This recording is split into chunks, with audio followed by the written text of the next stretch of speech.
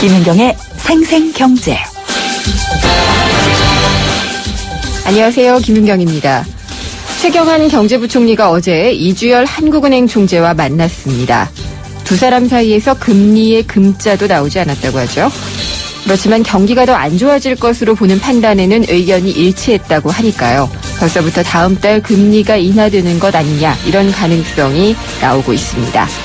그러나 금리 인하가 만병통치약은 아닙니다. 부디 신중한 결정이 내려지길 바랍니다. 은행의 정기 예금과 적금 금리가 줄줄이 인하되면서 이제 거의 1%대가 됐습니다. 그러니까 1년을 맡겨도 이자를 맡긴 돈의 1%밖에 안 되는 그런 시대가 된 겁니다. 그래서 다시 저축은행들이 금리를 더 쳐주면서 고객을 유치하는 데 열을 올리고 있다고 하는데요. 많게는 한 4%대까지도 제시를 한다고 하는데 저축은행은 어떻게 이렇게 고금리를 줄 수가 있는지 그것도 좀 궁금합니다. 위험하게 굴려서 무리하게 주려는 건 아니어야 될 텐데 말입니다. 오르는 것도 있네요. 최경환 부총리가 공공요금 인상 요인이 있다고 했습니다. 혹시 전기나 가스요금 등이 오르려나 하는 생각이 드는데 광역버스도 입석 금지하면서 증차하는 비용, 이것 때문에 요금을 올려야 된다는 얘기가 나오고 있죠. 인하 바람 속의 인상 얘기라 더 눈에 띕니다. 김윤경이 뽑은 오늘의 생생 키워드, 인하입니다.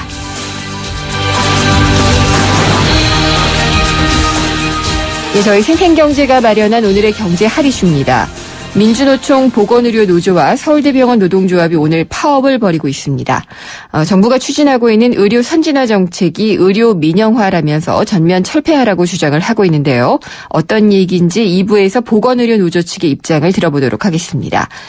그리고 지난 금요일이었죠. 쌀시장 개방 여부를 두고 20년 동안 고민을 해왔던 정부가 마침내 개방을 선택했습니다. 쌀시장 개방을 미루는 대가로 의무 수입 물량을 늘리기보다는 고율의 관세를 부과해서 문을 여는 게 낫다라고 판단을 한 건데요. 그렇지만 농민단체들은 국내 쌀 산업이 죽을 것이라고 반발을 하고 있습니다. 잠시 후 4부에서 농림축산식품부의 여인홍 차관을 전화로 연결을 해서 정부 측의 입장을 들어보도록 하겠습니다. 김은경의 생생경제 1부 시작합니다. 쉐보레 한국능률협회 컨설팅 선정, 한국산업의 서비스 품질지수 국산자동차 판매 부문 2년 연속 1위. 7월 중 추첨을 통해 100만 원 여행 상품권, 30만 원 주유 상품권 등 놀라운 구매 혜택을. 스파크 올란도 최대 3년 무이자 할부. 전시장 방문 및 홈페이지 참조 7월 31일까지. Chevrolet, find new roads.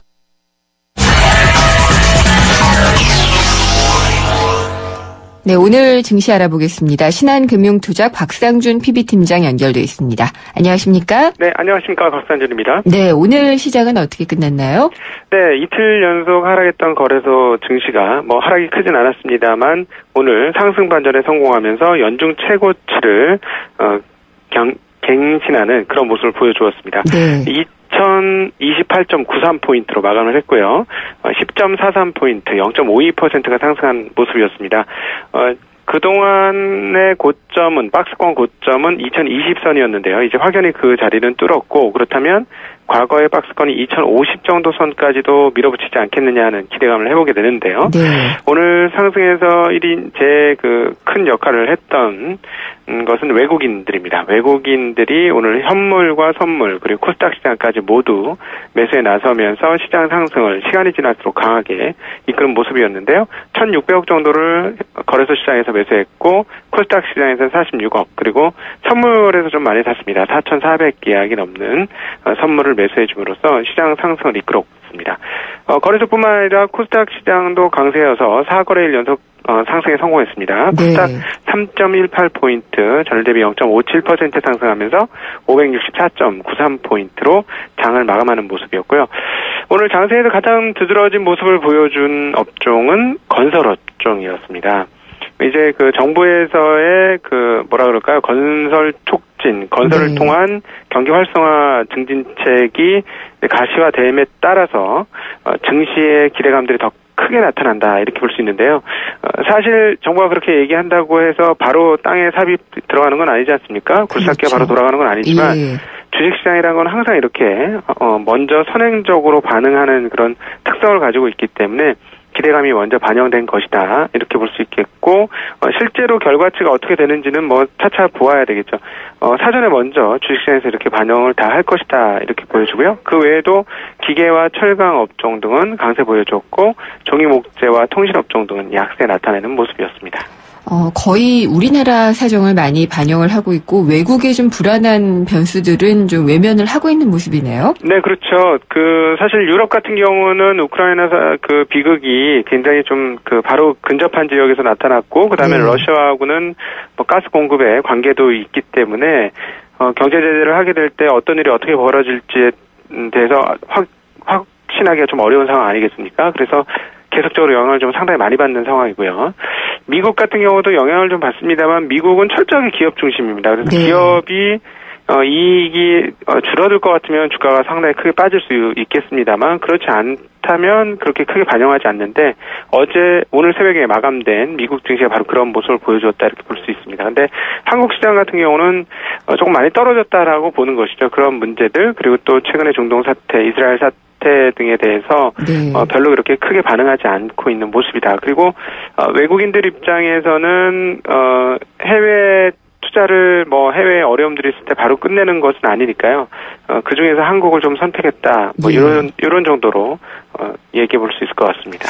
당분간은 좀 이렇게 갈 것으로 보고 투자를 해도 될까요? 일단 앞서 언급을 드렸습니다만 지금 박스권이 하루 이틀 된 박스권이 아니지 않습니까? 네. 2050선까지가 워낙 두터운 벽이기 그렇죠. 때문에 예. 네, 이게 쉽사리에 단 한 번의 펀치로 뚫리진 않을 것이다. 이렇게 생각하는 게 오히려 합리적일 것 같고요. 그럼에도 불구하고 그렇다고 시장이 많이 빠질 것이냐 그러지도 않을 것 같습니다. 계속 언급드리는 부분인데 한국에 여러 자산이 있지 않습니까? 부동산 자산도 있고, 예금 자산도 있을 것이고, 그리고 네. 기업도 일종의 자산이라고 볼 수가 있는데요. 기업 자산이 굉장히 저평가되어 있습니다. 그렇기 때문에, 많이 떨어질 거라고 보지 않고, 많이 떨어져 봐야 100포인트 안짝으로 다 떨어지지 않겠는가 보여지고요. 네. 떨어진 다음에는 시간이 지난다면 이 저평가 영역에 있는 기업들의 주가가 상당히 오를 것이다. 그리고 촉매제가 될 수 있는 것들은 지금 경제권에서 얘기 나오는 게 기업들의 초과 유보금 과세에 대해서 이야기 나오는데요. 사실 초과 유보금이 워낙 많기 때문에 경제 활성화에 걸림돌이 되는 것도 틀리지 않다라고 봅니다. 그러면 과세에 대한 포지션을 좀 정부에서 취하게 된다면 기업은 반대하겠죠. 그러면 기업들도 거기에 대한 반대급부를 줘야 할 터인데요. 네. 사실 지금 증시에서 나오는 것은 물론 스스로 그냥 막 해석하는 거이긴 합니다만 배당을 늘려라는 얘기 예. 나오고 있습니다. 네. 전 세계 증시 중에서 배당률이 가장 낮기 때문에 배당을 늘리는 그런 압력들도 들어가고 있어서 만약에 알겠습니다. 과세를 안 받기 예. 위해서 배당을 늘려준다면 네. 주가에 굉장히 큰 호재가 될 것이다 이렇게 보고 있습니다. 알겠습니다. 오늘 말씀 잘 들었습니다. 감사합니다. 네, 고맙습니다. 신한금융투자의 곽상준 PB팀장이었습니다.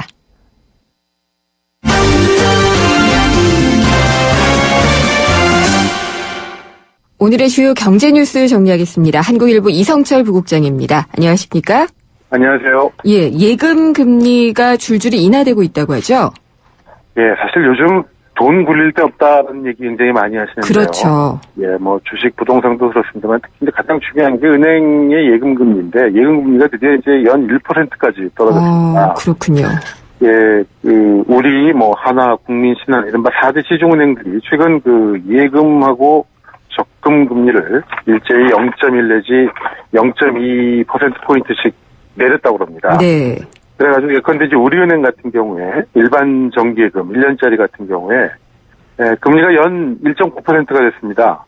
여기 물론 세 전입니다. 네. 세후가 되면은 아마 한 1.5 정도밖에 안 될 것 같은데요. 그렇겠네요. 예, 적금 같은 경우도 2.15를 줬었는데 지금 이제 1.95로 0.2%포인트를 내렸고요. 그럼 다른 은행들 대부분 2% 내지는 2% 초반에 있던 예금 적금 금리를 1년짜리 기준으로 예. 지금 다 1%대까지로 낮췄는데 시중금리가 계속 떨어지고 있죠. 특히 이제 한국은행이 조만간 기준금리를 인하할 것이다. 이런 기대감들이 이제 확산이 되면서 금리를 계속 낮추게 됐는데 물론 이렇게 금리가 낮아지게 되면은 사실 이 대출을 쓰시는 분들이라든가 이런 분들한테는 여러 가지 긍정적인 측면이 있습니다. 네. 하지만 금융기관들은 일단 돈 굴릴 데가 없어서 자산운용에 굉장한 애를 먹을 수밖에 없는 구조고요. 그럴 것 같아요.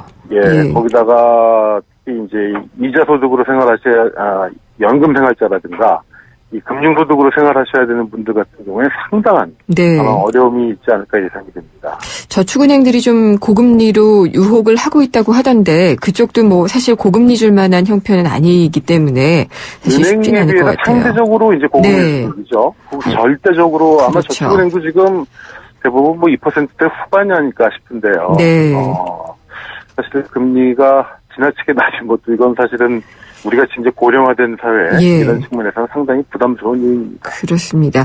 최경환 경제부총리께서 열심히 움직이고 있는 것 같아요. 그래서 오늘은 기업인들하고 좀 만난 것 같아요. 네, 박용만 상공회의소 회장, 그다음에 허창수 정경련 회장, 네. 또 한덕수 무역협회장, 이른바 경제 5단체장들하고 오늘 아침에 이제 조찬 간담회를 가졌는데요. 역시 뭐 부총리나 뭐 장관들 새로운 건 항상 단체장들 만나서 재계 인사들 만나가지고 투자 확대, 고용 확대를 독려를 합니다. 네. 이번에도 역시 왕성한 기업가 정신으로 투자와 일자리 창출에 앞장서달라 이렇게 얘기를 했고요. 저성장의 고리를 끊기 위해서 과감하고 좀 신속하게 움직여달라고 얘기했는데 모르겠습니다. 뭐 기업인들이 좀 앞장서달라고 요구하는 건 좋은데. 네.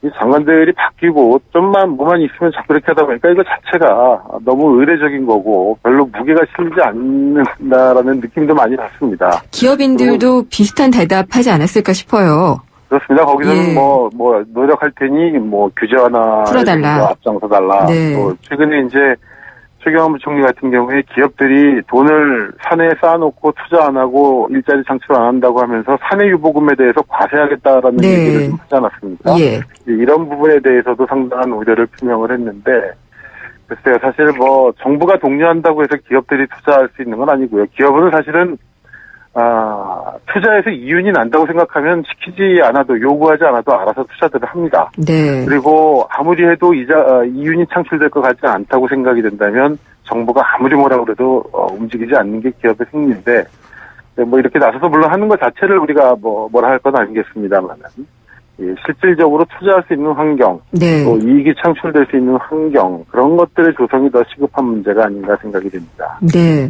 그리고 국민연금요. 저 같은 월급 생활자들 같은 경우 따박따박 떼이거든요. 근데 자영업자, 뭐 연예인, 프로 운동선수 돈 많이 버는 분들의 체납액이 상당히 많은 것으로 조사가 됐네요. 네, 고소득자들의 국민연금 체납액이 4천억 원에 이른다 이런 통계가 나왔습니다. 맞네요. 예. 국회 새누리당 강기훈 의원이 국민건강보험공단으로부터 받은 이 자료를 보면요. 네. 지금 6월 말 현재 자영업자, 전문직 종사자, 연예인, 프로 운동선수 이런 분들의 국민연금 특별관리 대상자가 한 8만 3천 명쯤 된다고 그러는데요. 인구도 많네요. 예. 특별관리 대상자라는 거는 종합과세 금액이 2,300만 원 이상인 사람 가운데 체납액이 5개월 이상인 경우를 말합니다. 네. 종합과세 금액이 세금을 1년에 2,300만 원 이상 낸다는 사람이라면은 아마 소득 기준으로 하면 수억 원대에 항상 돈을 버는 사람이라는 얘기인데. 그렇겠죠. 그럼에도 불구하고 5개월 이상 이렇게 국민연금을 내지 않는다는 거는 그야말로 이건 뭐 어떤 사정이 개별적으로 있는지 모르겠습니다만 도덕적으로밖에는 설명할 수가 없을 것 같은데 근데 문제는 국민연금 같은 경우는 세금하고 달라서 이렇게 강제 징수가 현실적으로 어렵다고 그럽니다. 네.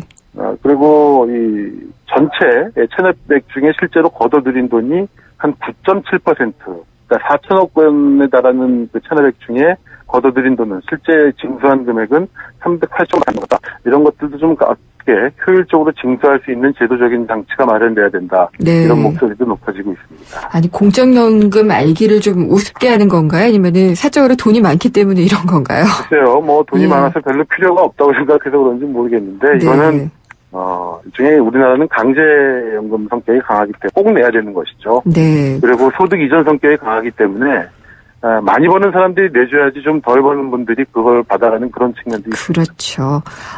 그리고 우리나라의 관광 브랜드가 생겼나요? 예. 오늘 문화체육관광부하고 한국관광공사가 한국관광 브랜드라는 걸 하나 만들었다고 론칭을 했다고 그러는데요. 예. Imagine Your Korea.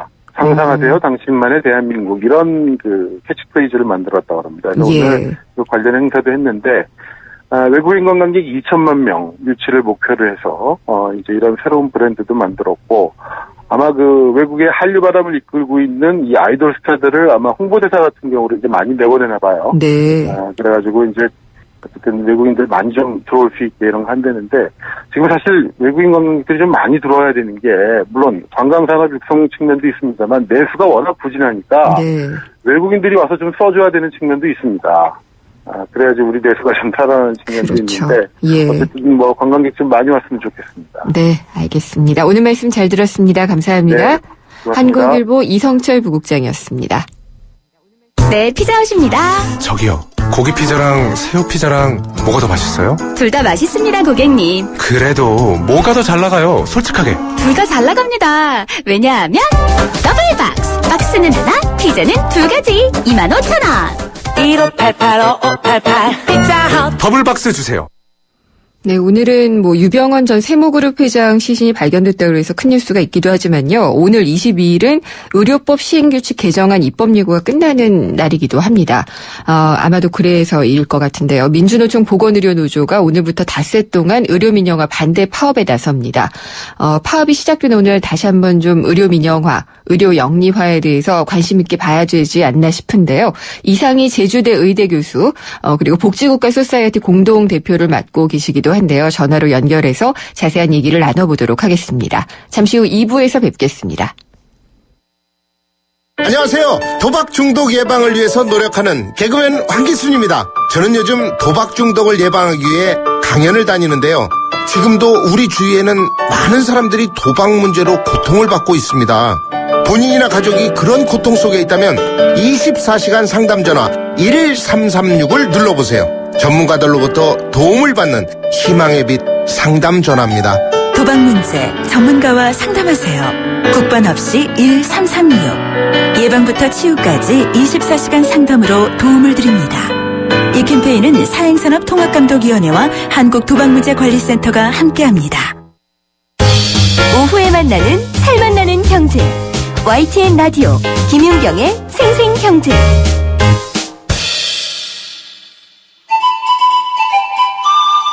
어머머, 진짜 경제는 장바구니 안에 있지. 발로 뛰는 생생경제가 찾은 구석구석 경제 현장.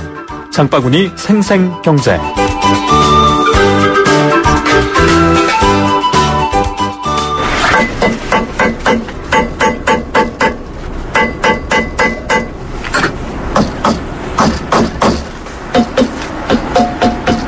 구두 굽가리 애들은 보조구. 구두 굽 가려고 왔어요. 아무래도 이렇게 샌들 끈이라든지 구두 굽이라든지 그런 거 많이 교체하려고 찾는 것 같아요. 안녕하세요. 합정동에서 25년 동안 구두 수선 가게를 운영하고 있는 문정규입니다. 요즘은 여름철, 장마철 되면은 샌들 떨어진 걸 수선을 많이 하러 오죠. 전반적으로 경기가 좀 없는 편이죠. 여름철이 겨울철보다는 경기가 좀 불리한 면이 있죠. 구두는요, 멋쟁이 분들이 많이 신고 다니는 거기 때문에 멋내기 최고 좋은 계절, 봄, 가을, 그때가 손님이 제일 많아요. 곰팡이균이 번식하게 되면 신발 가죽이 버리기 때문에 신문지로 싸는 방법이 제일 좋아요. 버릴까 생각하고 의뢰하는 수선물품 다시 재생해가지고 손님이 만족할 때 그때 최고로 보람이 됩니다. 네, 우리 생활 속 경제 현장 살펴보는 시간이죠. 장바구니 생생경제. 딱딱딱 이 소리 나는데 진짜 구두 수선집에 가 있는 것 같더라고요. 오늘 김미란 리포터가 구두 수선집에 다녀왔는데 장마철이기도 하고 그래서 이제 구두를 어떻게 보관해야 되는지도 알려주시고요. 멋쟁이들 뭐 샌들 가지고 많이 온다고 하니까 수선해서 많이들 신으시면은 다 좋을 것 같네요. 세상의 베이스가 되다 포스코 협찬으로 김윤경의 생생경제 2부 시작하겠습니다. 생생경제에 직접 참여하실 수 있습니다. YTN 라디오의 앱 예스가 있고요. 짧은 문자는 50원, 긴 문자는 100원이 부과되는 휴대전화 우물정의 0945번. 트위터는 YTN_이코노미고요. 웹사이트로 들어오셔도 됩니다. 여러분의 많은 의견 기다리겠습니다. 나의 쿠쿠야 나의 얼음아 매일 새롭고 깨끗한 쿠쿠 얼음 나의 쿠쿠야 나의 방금 만들어 더 맛있는 얼음 쿠쿠 얼음 정수기. 쿠쿠 아이스 넘버 5. 김윤경의 생생경제. 예, 조금 전에도 말씀을 드렸지만은 민주노총 보건의료노조가 오늘부터 27일까지 닷새 동안 의료 민영화 반대 파업에 나섭니다. 의료 민영화, 저희 생생경제에서도 자주 다뤘던 주제입니다. 오늘은 특히 의료법 시행규칙 개정안 입법 예고가 끝나는 날이기도 합니다. 그렇기 때문에 파업도 시작되고 입법 예고가 끝나는 오늘 다시 한번 좀 관심 있게 봐야지 되지 않나 싶은데요. 이상희 제주대 의대 교수님, 복지국가 소사이어티 공동대표를 맡고 계신데요. 전화 연결해서 자세한 얘기 나눠보도록 하겠습니다. 교수님 안녕하십니까? 네, 안녕하세요. 네, 이번 파업의 쟁점 뭐라고 하면 될까요? 네, 지금 뭐 전국적으로 한 50개 병원이 참가하고 있다고 그러죠. 네. 크게 두 가지가 쟁점이 되고 있는데요. 하나는 정부가 그 하위 법령에 해당하는 그 보건복지 불령, 우리가 이걸 시행규칙이라고 하는데요. 이 시행규칙만의 개정을 통해서 이 병원들이 할 수 있는 부대 사업의 범위를 대폭 확대해버린 것이고요. 다른 하나는 비영리 병원의 영리 자회사, 소위 자법인이라고 하는 것을 허용하는 가이드라인을 또 정부가 발표했거든요. 이 두 가지가 지금 쟁점입니다. 제가 하나하나 좀 설명해도 될까요? 예, 좋습니다. 네, 먼저 부대 사업건부터 말씀을 드리자면요. 우리나라에는 국민 의료를 규율하고 관장하는 의료법이라고 하는 최상위의 법률이 있습니다. 이 의료법 제49조에 보면 부대 사업을 정해놓고 있거든요. 여기서 7가지의 부대 사업을 기존에 딱 정해놨습니다. 제1호 의료인의 양성과 보수교육, 2호 의료에 관한 조사 연구, 3호 노인의료복지시설의 운영, 4호 장례식장의 운영, 5호 주차장 운영, 6호 의료정보 시스템 개발, 7호 그 밖에 일반 음식점, 이미용업 등의 환자의 편의를 위해 보건복지 불령으로 정하는 사업, 이렇게 되어 있거든요. 지금 쟁점이 마지막 7호입니다.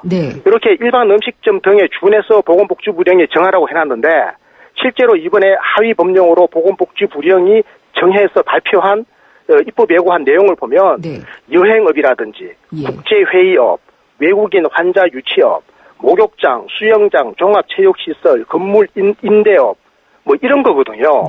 그러니까 이게 지금 법률과 이 하위 법령이 서로 어긋나는 겁니다. 하위 법령이 법률을 위반하면서까지 과도하게 지금 권한을 행사해버린 거기 때문에 시행규칙이 법률을 무력화시켜버린 거다. 이런 이야기입니다. 그래서 이거는 사실상 행정입법을 통해서 국회의 입법권을 침해한 거다. 이렇게 보고 있는 겁니다.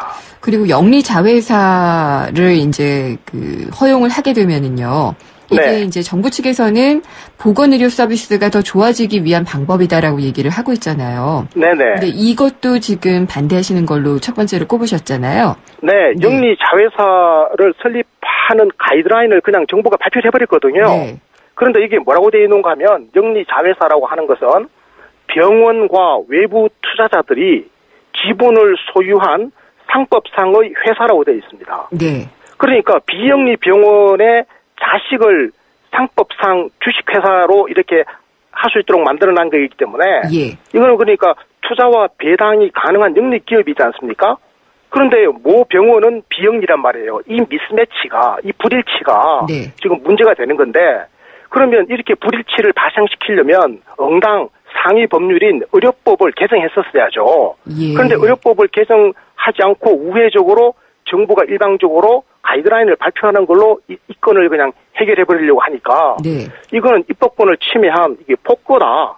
이게 사실은 시민사회의 반발이고 또 그 학계에서도 일반적으로 시민사회의 주장에 지금 동조할 수밖에 없는 것이 논리적으로 그렇습니다. 어쨌든 이런 이제 절차상의 잘못된 점도 일단 지금 말씀을 자세하게 잘 해주셨는데요.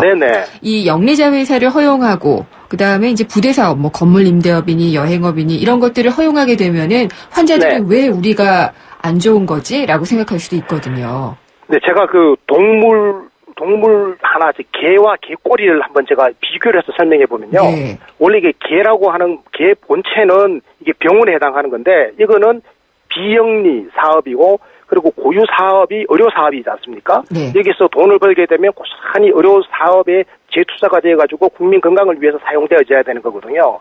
여기에 이제 꼬리가 달려 있는데 이 꼬리는 이게 그야말로 부수적인 역할을 해야 되는 건데 이번에 달린 이 꼬리는 이게 영리 자회사라고 하는 꼬리고 또 부대 사업의 대폭 확충이라고 하는 꼬리란 말이에요. 그런데 이 꼬리가 너무 커져가지고 이게 본체는 어디 간 데가 없고 꼬리가 너무 커지고 이게 지능까지도 달려있어요. 영리축구라고 하는 지능까지 달려있어서 결국은 꼬리가 이 개의 본체를 흔들어대는 본체가 꼬리를 흔드는 게 아니라 꼬리가 본체를 흔들어버리는 주객이 전도된 상황이 나타날 수가 있다. 그러니까 병원은 기본적으로 우리나라 의료법이 정의하기를 비영리성이 특징인데 이제는 편법을 통해서 이 지금 병원 시스템 전체가 영리성을 강화하는 쪽으로 가버리게 되면 이게 의료의 영리화고 의료 민영화다라고 하는 것이 이제 학계라든지 시민사회의 지금 주장입니다. 그러면은 이런 영리 자회사라든지 부대 사업을 잘 하기 위해서 혹은 뭐 이제 의료 서비스를 받는 그 환자들을 고객 삼아서 그쪽으로 돈을 더 벌 수 있도록 하겠다. 아무래도 그렇게 될 테니까 의료비도 올라가게 되고 환자를 보는 시각도 좀 달라지게 될 것이다. 이런 주장이시죠? 그렇습니다. 환자는 돈벌이의 대상으로 되는 거죠. 의료 사업의 대상이 아니라 영리 사업의 대상으로 간주될 가능성이 크고 그렇게 되면 비의료적인 영역에서 저희 말하는 비급여 진료와 비의료적인 부가적 진료비가 많이 청구될 것이고 그렇게 되면 국민 의료비 전반이 상승함으로써 결국은 국민 건강보험마저도 무력화되는 그런 상황으로 처하게 되는 것 아닌가. 이런 사례를 우리가 미국에서 보고 있기 때문에 우리 국민들이 지금 걱정이 많은 겁니다. 근데 교수님 저는 정부 측의 설명을 들어가면서 약간 균형을 좀 맞춰야 될 것 같은데요. 네네, 맞춰주십시오. 정부 쪽에서는 국민건강보험제도가 탄탄하게 유지가 될 것이고, 그다음에 이제 경영 정상화나 어떤 그 약간의 영리를 추구하는 것이기 때문에 이렇게 우려할 만한 그 꼬리가 몸통을 흔드는 일은 없을 것이다라고 설명을 하거든요. 너무 크게 우려하시는 것은 혹시 아닐까요? 그렇지 않다고 저희들이 이제 보는 것이요. 국민들에게 실제로 부과되는 의료비가 있지 않습니까? 그 중에서 국민건강보험이 커버해 주는 거는 급여 진료비거든요. 그렇죠. 그런데 이게 의료가 영리화되다 보면 필수적인 급여 말고 비급여 진료비를 병원에서 너무 많이 만들어내게 되기 때문에 이게 환자들 입장에서는 병원이 요구하면 요구하는 대로 응할 수밖에 없는 처지이기 때문에 결과적으로 국민건강보험이 도움을 주는 그 부분의 비율이 상대적으로 줄어든다는 이야기고요. 자, 그러면 이제 병원이 어려운데 병원 도와줘야지라고 하는 복지부의 주장은 맞습니다. 근데 도와주는 방식이 말이죠. 이렇게 도와주는 거는 잘못된 겁니다. 전공법으로 병원 경영이 어려우면 의료 수가가 낮다라든지 병원에 대한 정부의 지원이 부족해서 그렇다고 하면 국민을 설득해서 그런 공적 부분을 정상화해가지고 정상적인 방법으로 병원이 그 적정 수익에 도달할 수 있도록 도와줘야 되는 것이지 이렇게 그 장사를 하게 하고 영리를 추구하게 해서 그 돈으로 병원 보고 살아가라고 하는 거는 정부가 정말 해도 너무 심한 겁니다. 그런가요? 그러면은 민간 자본이라는 것 자체를 좀 그 암적인 존재 독같이 보고 계신 거 아닌가라는 생각이 좀 들기도 해요. 근데 이게 이제 관점의 차이인데요. 이제 미국처럼 의료 분야에도 민간 자본을 투자하게 할 거냐, 아니면 유럽처럼 의료 분야에는 민간 자본은 그야말로 부수적인 걸로 하고 그 공공 영역으로 주로 할 것이냐 이 관점인데 우리는 지금까지 유럽 쪽으로 가기 위해서 부단하게 노력해 왔는데 갑자기 지금 이렇게 방향을 지금 선회하는 거라서 그래서 굉장히 지금 걱정을 하는 단계죠. 그런데 그럼에도 불구하고 국민이 동의하면 저는 해야 된다고 생각하거든요. 국민이 동의하면. 그런데 이번 사안은 국회의 입법권까지도 침해하면서까지 민주주의의 기본적인 원리를 훼손하고 있다라고 하는 비판에 직면해 있는데 왜냐하면 이게 지금 정부가 공론화를 시켜가지고 국민이 알도록 하고 국민이 선택하도록 해야 되고 국회의원들의 동의를 받아야 되는데 정부가 지금 그 절차를 밟고 있지 않으니까 이게 문제인 거예요. 오늘 아마 이 의료법 시행규칙 개정안 입법 요구가 끝나고요. 끝나게 되면 바로 그냥 심사 거쳐서 빠르면 다음 달에 시행되는 그런 구조 절차로 가게 되어 있죠. 그렇습니다. 이게 지금 원래대로 하면 아까 제가 말씀드린 것처럼 의료법을 개정해야 될 사항이거든요. 그러면 의료법이라고 법을 개정하려면 국회에 가서 국회의원들이 심의를 해야 되기 때문에 그 과정에서 국민적 공감을 모으고 사회 전체적인 토론이 일어나고 그걸 국회의원들이 수렴해가지고 법률을 개정하게 되는데 네. 그 절차가 완전히 삭제되어 버린 거죠. 이게 정부가 일당적으로 그냥 네. 법을 정해가지고 발표해버리고 시행해버리는 거니까 네. 국회의원들도 지금 멍청하게 바라볼 수밖에 없는 예. 그런 처지에 놓여 있으니 참 답답한 노릇이죠. 그래서 이게 이제 입법령 끝나고 요 절차대로 가게 되면은요. 네. 사실상 이렇게 파업까지 하고, 그러니까 정말 네. 불가피하게 이렇게 하지만은 이걸 다시 철회할 수 있는 가능성은 없는 게 아닌가라는 생각도 드네요. 아닙니다. 방법이 한 가지가 있는 있나요? 게요. 예. 국민이 널리 알면 네. 국민에게 선택권을 돌려주는 거죠. 어떻게 할 수 있죠? 왜냐하면 이 국민이 지금 노동조합이 파업을 하고 시민사회가 항의하는 거는 국민적 그 공감대를 형성하기 위한 정치 사회적 이슈를 지금 이슈 매칭하는 거거든. 이슈를 네. 만드는 거잖아요. 예. 이걸 통해서 국민의 여론이 어떻게 가느냐. 국민의 여론이 이제 정부의 이런 일당적 행태에 대해서 비판적으로 나오고 의료 민영화 조치다라고 하면서 이걸 반대하는 여론이 높아지게 되면 네. 저는 정부도 일당적으로 이렇게 막 추진할 수는 없을 것이라고 보고요. 예. 저는 적정한 수준에서 제동을 걸 수도 있다고 생각합니다. 아, 그러니까 특히 어떤 법적인 제가 꼬리에 해당한다고 강조했던 그 가이드라인 있지 않습니까? 네. 그 가이드라인, 그 영리 자회사 설립 가이드라인 같은 경우에는 정부가 일시 보류할 수 있거든요. 예.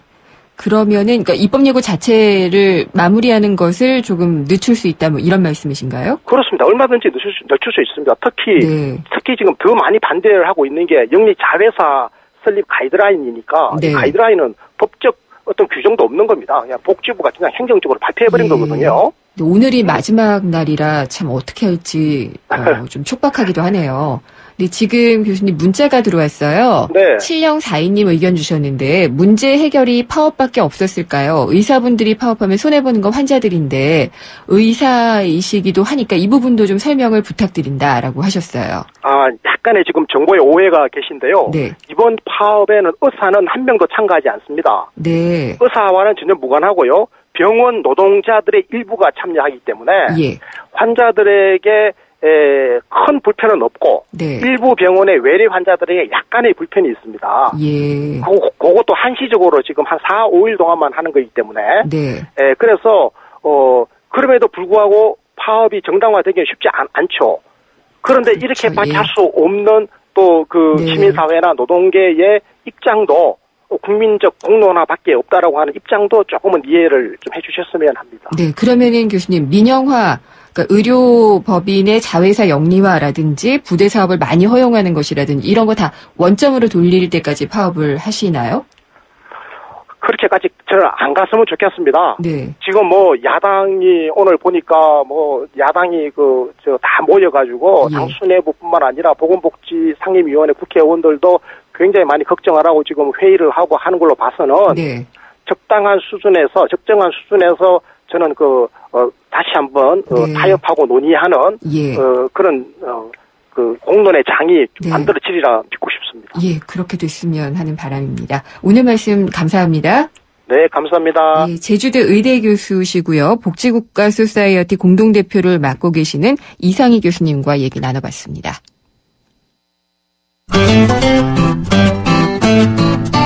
생생경제를 다양하게 만나는 방법. YTN 라디오 앱 예스와 웹사이트 김윤경의 생생경제 또는 트위터 YTN_이코노미로 실시간 듣기와 다시 듣기를 하실 수 있고 방송 내용에 대한 문의와 의견을 주실 수 있습니다.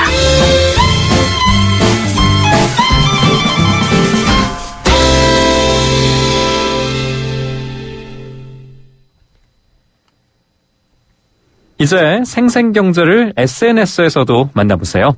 트위터에서 YTN 이코노미를 찾아서 팔로우를 누르시고 페이스북에서는 YTN 생생경제를 검색해서 엄지 꾹 좋아요를 누르시면 생생한 경제뉴스, 깊이 있는 경제 해석을 살아있는 새로운 시각으로 알려드립니다. 자, 지금 바로 시작하시죠. 우리는 생생특친, 배친이에요. 창업, 도전에서 실전까지 좋다. 요즘 창업시장에서도 여성들의 관심이 높아지고 있다고 합니다. 그래서 여성 창업자의 특성을 살려서 뷰티 시장을 녹화하는 수요가 상당히 많이 늘고 있다고 하는데요. 이 부분 좀 알아보도록 하겠습니다. 창업 컨설팅사 스타트 비즈니스의 김상훈 대표입니다. 안녕하십니까? 네, 안녕하세요. 김상훈입니다. 네. 최근에 국내 창업시장 어렵다고 하지만은 여성 창업자들이 많이 늘어나고 있는 분위기인 거는 같아요. 네, 어떤가요? 그렇습니다. 최근에 중소기업청 통계에 따르면요. 그 여성 창업자들, 소상공인들 작년에 저희가 전수조사한 데이터에 따르면 전체 소상공인 중에서 남성 창업자가 57.2%였고요. 네. 여성이 42.8%. 전체적인 건 이렇습니다만 특정 업종 분야에서는 뭐 커피라든지 아니면 여성 관련 업 쪽에서는 좀 갈수록 이런 주부 창업 수요, 여성 창업 수요는 계속 늘고 있다. 좀 이런 생각이 듭니다. 네. 그러면 이제 주부 창업이라고 얘기를 하셨는데 주부들 네. 같은 경우에는 어떤 것들을 많이 창업하고 있나요? 요즘 주부들 같은 경우는 창업 시장에서 막 창업이 붐이 일 정도로 많이 바로 창업 액션을 취하기보다는 오히려 지금 남편의 직장이 평생 직장이 아닌 거에 대한 위기감을 느끼는 주부들이 요즘 부쩍 늘어졌고요. 네. 그러다 보니까 전국의 이런 여성 인력개발센터라든지 아니면 전국의 여성회관 등에서 장래 앞으로 뭐 향후 5년 내에 아니면 뭐 5년 내에 10년 내를 감안해서 아니면 당장이라도 한 2, 3년 내에는 뭔가는 움직여야 되겠다 해서 창업 관련 아이템들을 직접 공부하는 주부들이 요즘 많이 늘고 있다 이렇게 보여집니다. 네. 이를테면 바리스타 교육을 받는다든지 아니면 조리 교육, 한식, 일식, 중식, 양식 이런 조리사 자격증을 따는 주부가 는다든지 그래서 요즘 주부 창업 시장에서는 너나 없이 어떤 식으로든 창업을 위해서 공부하는 주부들이 되게 늘고 있다 이렇게 보여집니다. 네. 그러면 여성 창업자들이 가장 관심을 보이는 건 어떤 아이템인가요? 아무래도 가장 요즘 여성 창업자들이 잘하는 사업 중에 하나는 역시 요즘 그 경기가 어려워도 자기 몸 하나는 예쁘게 꾸미고 싶은 이런 소비자들은 계속 늘고 있어서 이런 뷰티 관련 사업자들은 요즘 좀 상당히 많이 느는 추세다 좀 이런 생각이 드는데요. 네. 뷰티 시장 같은 경우는 특히나 예를 들어서 뭐 미용실 시장이나 피부관리샵이나 이런 걸 우리가 다 알고 있는 뷰티 시장이고요. 최근에 한때 많이 생겼던 게 네일샵 시장도 그냥 한 5천만 원 내외의 이런 아이템으로 상당히 많이 투자했었는데요. 네. 최근 미용실이나 피부관리샵 같은 경우는 작은 가게도 있지만 4억 원 정도 들어가는 좀 많은 비용을 투자한 중대형 피부관리실, 중대형 미용실 이런 거 상당히 좀 많이 이렇게 생기는 상황이었고요. 문제는 네일샵이나 이런 것은 작은 자본으로는 투자하지만 오히려 성과 창출이 안 돼서 문 닫는 가게들도 많이 늘고 있다. 네. 그 외에도 뭐 두피 관리샵이라든지 아니면 뭐 다이어트 용품샵, 다이어트 관리샵 최근에 이런 다이어트 관리점 같은 경우는 다단계 형태로 이렇게 많이 생기기도 했다가 또 금방 없어지는 좀 이런 추세라고 할 수 있겠습니다. 그리고 요즘 또 강남 상권에 새로운 형태의 뷰티샵이 생겨나고 있다 그러던데 그게 어떤 건가요? 상당히 요즘 재밌는데요. 스타일샵입니다. 네? 스타일샵이요? 스타일샵. 스타일샵이 뭘까 상당히 궁금해하실 수 있는데요. 네. 쉽게 얘기하면 요즘 그 연예인분들 잘 보면 항상 연예인들 옆에 연예인 TV에 출연하기 전에 분장실에 가지 않습니까? 분장실에 가서 헤어스타일도 이렇게 대신 만지고 메이크업도 좀 만지고 이런 일들을 대신 해주는 다시 말해서 2030 여성들을 대상으로 강남에서 헤어스타일도 해주고 메이크업도 해주고 또 간단한 눈썹 디자인이나 눈썹 염색 이런 눈썹 관리도 해주고 왁싱까지 하는 이런 좀 이렇게 기존의 이런 미용실이나 피부관리샵하고는 다른 순간적으로 이렇게 스타일을 좀 교정해주고 코칭해주는 이런 샵들이 강남 지역 오피스텔 이렇게 한 1, 2층이 아니라 3, 4천 정도의 한 10평 정도 매장으로 요즘 좀 많이 생겨나고 있는 이런 추세라고 할 수 있겠습니다. 이 연예인들만 스타일 만져주고 그러는 사람이 있는 게 아니군요. 그렇습니다. 일반인들도 이를테면 남친 만나러 가기 전에 아니면 상견례 하러 가기 전에 아니면 요즘 결혼식 하기 전에 신랑 신부의 엄마들이 결혼 예식장은 복잡하니까 직접 결혼식 가기 전에 스타일샵에서 머리나 이렇게 업스타일 같은 거를 좀 제대로 예쁘게 세련되게 하고 가는 이런 게 요즘 강남 지역에서 상당히 유행하는 컨셉이라고 할 수 있겠습니다. 그렇군요. 그러면 이런 그 스타일샵 같은 경우에는 어떻게 창업을 하는 게 좋은가요? 사실은 이제 스타일샵 같은 경우도 창업자 입장에서 보면 일단 기술형 창업이라고 봐야 되거든요. 스타일샵을 창업하는 사람들을 좀 보면 대부분 이런 미용실에 대한 자격증이 있는 거, 이런 건 기본이고요. 특히 좀 스타일을 볼 수 있고 스타일을 코칭할 수 있는 일종의 뷰티 센스, 이런 걸 좀 갖춘 창업자가 된다고 보여집니다. 그러다 보니까 최근에 제가 만난 강남의 이 스타일샵 30세 초반의 권진아 원장을 제가 만난 적이 있는데요. 이분 같은 경우 한 10년 정도 뷰티 업계에서 일을 했더라고요, 보니까. 그래서 직원으로 쭉 일하다가 그런 니즈를 파악해서 최소 비용을 들여서 강남에서 어떤 인근의 여성들을 대상으로 SNS를 통해서 고객들을 끌어들이고 있고요. 아직까지는 2030 여성이 90%지만 종종은 남성 수요층도 이런 스타일샵을 찾아서 자기 스타일링을 하려는 수요는 좀 늘고 있다, 이런 얘기를 하더군요. 그렇군요. 근데 이게 사실 스타일샵이라는 게 잘 되면 좋지만 또 너도 나도 하면 또 위험해질 수도 있고 그렇잖아요. 예, 맞습니다. 사업상 좀 조심해야지 될 것이라든지 위험 요인, 이런 건 어떤 게 있을까요? 사실은 스타일샵에서 제일 중요한 것은 어떻게 보면 사람의 스타일을 대신 코칭해주고 스타일을 만들어준다는 것은 초보자들은 사실은 하기가 힘든 거죠. 그렇죠. 그리고 이제 스타일에서 중요한 것은 아까 헤어스타일과 메이크업뿐만 아니라 더 나아가서는 패션 스타일까지 코칭해줄 수 있는 좀 이런 스타일로 사업이 좀 확장할 수 있겠다, 이런 생각이 드는데요. 지금 스타일샵의 가장 중요한 것은 주인이 머리 스타일만 잘하는 게 아니고 블로그 마케팅이라든지 자기가 직접 주인이 운영하는 진성 블로그를 항상 운영하는 게 상당히 중요합니다. 그래서 고객들하고 끊임없이 SNS에서 소통도 하고요. 또 요즘 유행하는 스타일 정보가 있는 건 어떤 게 있는지를 계속 서비스하기도 하고, 인터넷 블로그를 통해서 페이스북이라든지 트위터 같은 이런 SNS하고도 연동도 되고, 인터넷을 통해서 찾아오는 고객 관리를 할 수 있다는 거, 이게 정말 중요한 것 같고요. 최근에 스타일샵은 이게 지금 새로 생긴 업종이기 때문에 인허가상에 이 스타일샵이라는 업종이 없습니다. 그러다 보니까 지금은 어떻게 보면 그냥 오피스텔에서 뷰티 용품 소매점으로 영업 허가를 받아서 사업하는 매장들도 있거든요.